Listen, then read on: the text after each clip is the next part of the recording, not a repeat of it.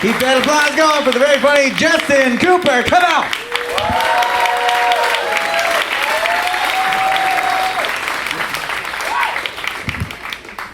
Good evening.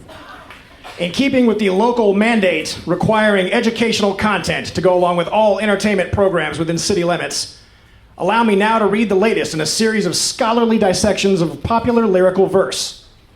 Tonight's selection is from the seminal classic Tutti Frutti, as made famous by, my notes say, Small Richard.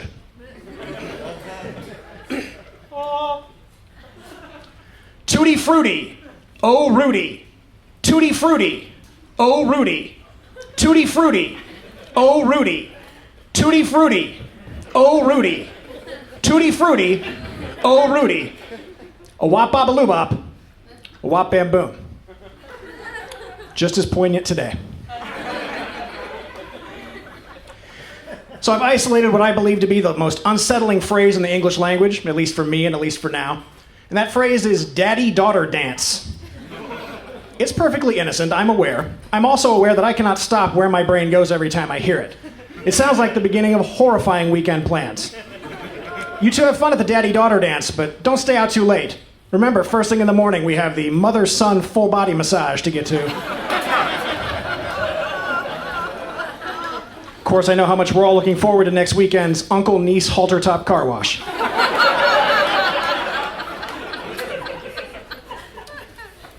I love words.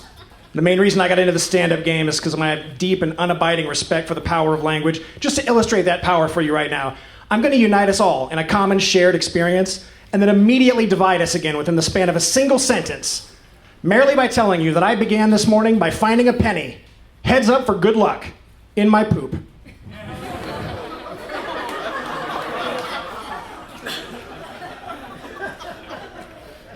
I'm troubled by the death of articulation. It's difficult as a single guy in the dating pool, having to compete against guys who can somehow make it by while declaring everything they encounter in life to be either the greatest thing ever or an epic fail. None of us are exempt. Don't think you're above it. If you've ever made a mistake and instead of apologizing declared my bad, you're part of the problem.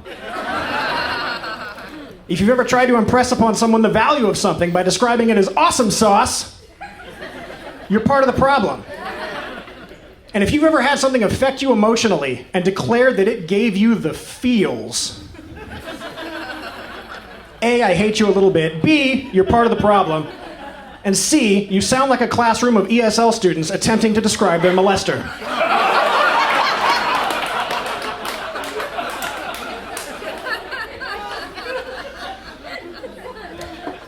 I have to admit, I'm having a lot of trouble concentrating on my set up here. I just found out literally minutes before taking the stage that I'm going to be part of a threesome this weekend. Yeah, it's got a lot of my mind share right now. All I have to do between now and the weekend is find 2 more people to be part of it, and it's a go. Let's get this one. So I used to be that guy who was constantly correcting people's grammar and spelling and punctuation on Facebook and on MySpace back in ye olden days. And on more than one occasion, I was referred to as a grammar Nazi. And I'm not gonna lie, it stung deeply. So I worked on it, tried to better myself, and I think it's starting to pay dividends because the worst that I've been called recently is a grammar Holocaust denier. Anyway you slice it, that's progress.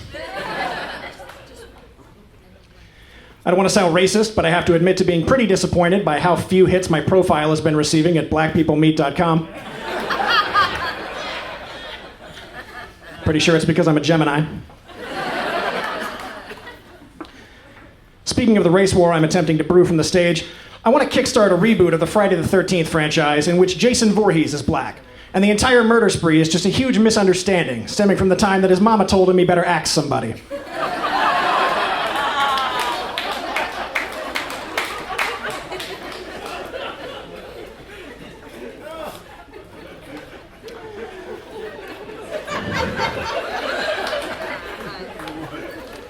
Can old guys get together and agree on a way of sneezing that does not scare the shit out of everyone in a restaurant? Begging here. Chicken pot pie is the greatest thing in the world. It combines 3 of my favorite things in its name alone.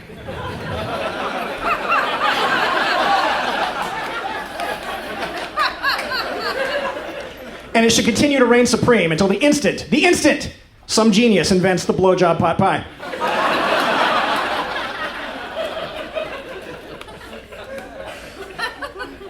I'm fascinated by how we as a society figured out you could divine glue from a horse.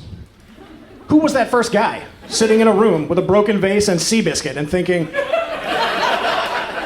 I'll bet you're the key to my getting this back together before Mom gets home. I think about time travel constantly, where I would go and what I would do, mainly where I would relocate. And I recognize, as a white male, the deck is stacked in my favor. There's really nowhere I wouldn't be welcomed for the most part. But I find myself fixating on the 40s and 50s. It just seems like a cool time to have lived. The way people talk, people were always cutting rugs down at sock hops and legging it to moving picture shows. Just sounds cool, Daddy-o.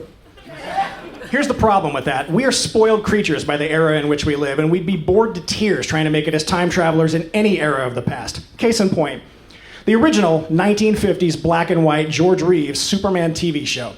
Every episode begins the same way. 3 men in identical hats and suits standing in the street, pointing to the sky, yelling in succession, "It's a bird! It's a plane! It's Superman!"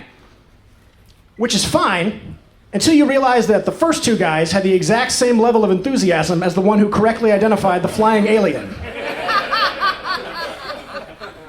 Think about the ramifications and what this means on your day-to-day life as a time traveler trying to make it in the 40s, when every day at work it's, "You guys put down your lunches and come to the window and look at this! There's a fucking bird out here!"